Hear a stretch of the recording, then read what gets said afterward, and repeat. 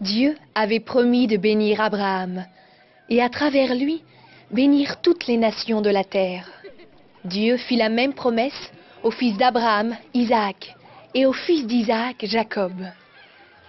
Après de nombreuses années, Jacob eut 12 fils, mais il y en avait un, du nom de Joseph, qu'il aimait beaucoup. Et les frères de Joseph étaient jaloux de lui. On doit supporter ça. Arrêtez, ne faites pas ça! Ils l'attrapèrent et le jetèrent dans une citerne. Puis, ils vendirent Joseph à des marchands qui étaient en route vers un pays appelé l'Égypte. Les frères trempèrent les habits de Joseph dans du sang et racontèrent à leur père que Joseph avait été dévoré par une bête sauvage.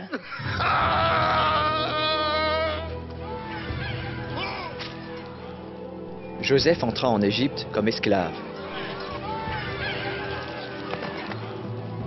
Mais en Égypte, Dieu plaça Joseph au service de gens puissants.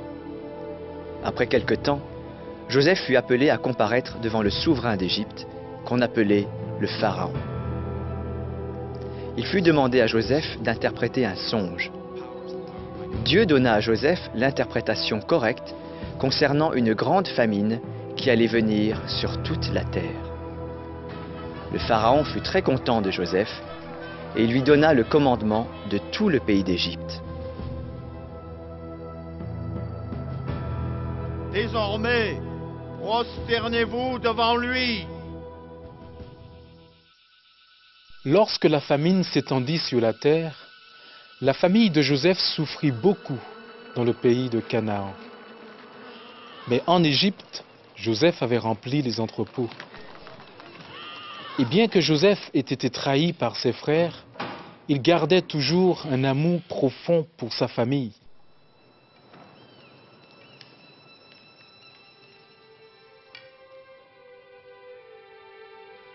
Grâce à la position que Dieu avait donnée à Joseph, sa famille tout entière eut l'autorisation de venir vivre en Égypte et d'échapper à la famine.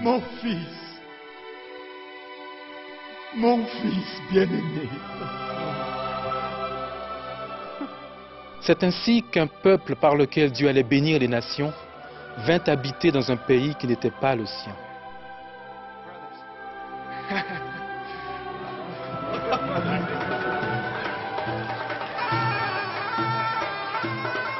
350 ans plus tard, les descendants d'Abraham, d'Isaac et de Jacob demeuraient toujours en Égypte. Leur nombre s'était considérablement accru et ils étaient connus comme le peuple hébreu.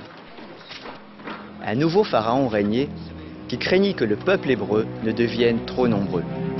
Il le réduisit donc en esclavage, mais les Hébreux continuèrent à augmenter en nombre. Alors, il ordonna de mettre à mort tous les fils qui naîtraient dans les familles des Hébreux. Faites-le. Il est très vraisemblable que Satan ait eu un rôle à jouer dans cette histoire. Mais Dieu avait un plan bien plus grand. Parmi les Hébreux, une mère qui faisait confiance à Dieu plaça son bébé dans une corbeille de jonc et le mit à flotter sur une rivière où la fille du Pharaon se baignait.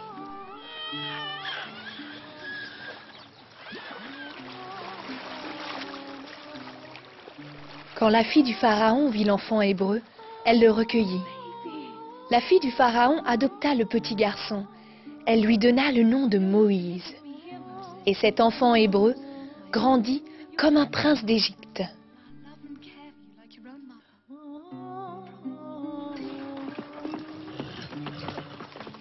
Debout! Lorsque Moïse Avance! fut devenu un homme, il vit un Égyptien maltraiter un Hébreu. Alors, il tua l'Égyptien. Craignant d'être puni par le Pharaon, Moïse s'enfuit au désert et il y vécut comme berger pendant 40 ans. Puis un jour, Dieu apparut à Moïse dans un feu au milieu d'un buisson. Pourtant, le buisson ne se consumait pas.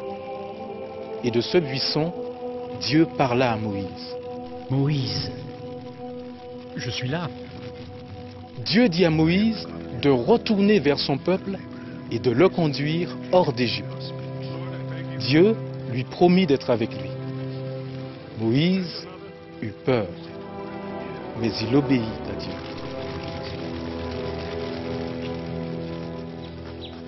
Moïse retourna donc en Égypte, et avec son frère Aaron, Moïse vint se présenter devant le Pharaon.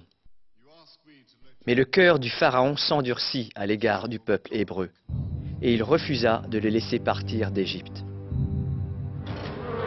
Alors, Dieu envoya une série de terribles plaies sur l'Égypte, mais aucune de ces plaies n'affecta le peuple hébreu. Après chaque plaie, le Pharaon continuait de refuser le départ du peuple. Je ne laisserai pas partir ton peuple. Alors écoute ce que Dieu dit. Puis, Dieu ordonna à chaque famille hébreu de tuer un agneau et de mettre du sang de cet agneau au-dessus de la porte de leur habitation. Et Dieu envoya la mort sur tous les premiers-nés du pays, excepté ceux qui étaient dans les maisons dont le dessus de porte avait du sang. Tout comme avec Adam et Ève dans le jardin, Abraham et son fils sur la montagne, c'était une autre image montrant comment un sacrifice de substitution délivrerait un jour l'humanité de Satan, du péché et de la mort.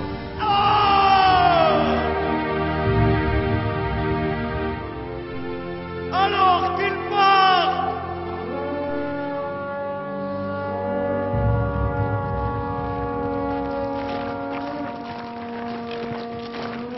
Finalement, le Pharaon laissa partir le peuple hébreu, qui put sortir d'Égypte. Mais le Pharaon se ravisa.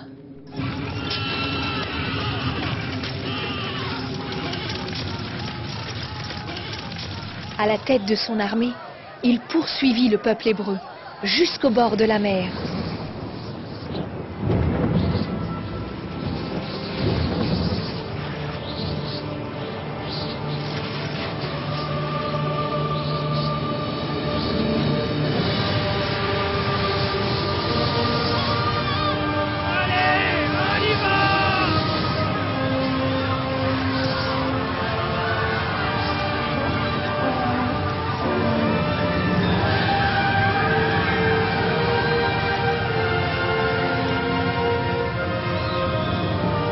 Dieu fendit alors la mer pour permettre au peuple hébreu de passer à pied sec. Et lorsque les Égyptiens voulurent les poursuivre, Dieu referma la mer et toute l'armée fut engloutie.